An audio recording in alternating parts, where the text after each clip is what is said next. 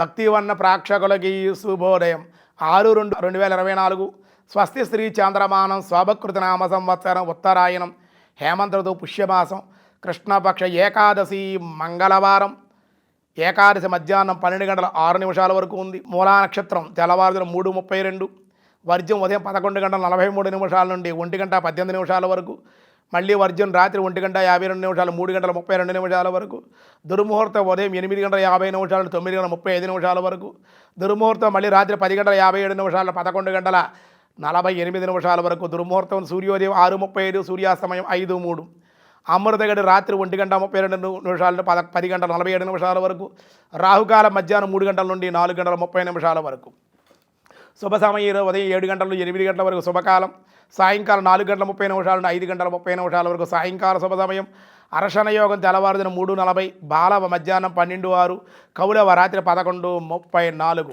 ఏకాదశి మంగళవారం కూడా చాలా విశేషం. భగవంతుని ఆరాధించడానికి ఏకాదశి ఉపవాసం చేయడానికి చాలా మంచిది.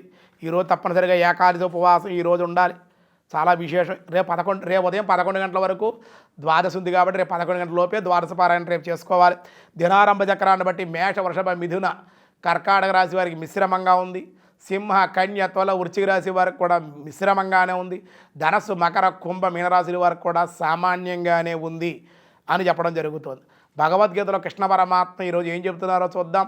పార్థాయ ప్రతిబోధితాం భగవతాం నారాయణేన స్వయం వ్యాసేనాగ్రదిత పురాణ మునినా మధ్యే మహాభారతం అద్వైతామృతవర్షిణీం భగవతీమష్టాదశాధ్యాయిని అంబా త్వామనుసందదామి భగవద్గీతే భవద్వేషిణీ.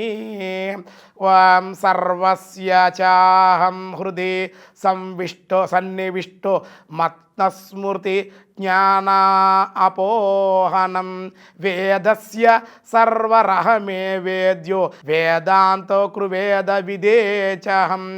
సమస్త ప్రాణుల హృదయాల్లో కూడా అంతర్యాముగా ఉన్నవాడు నేనే.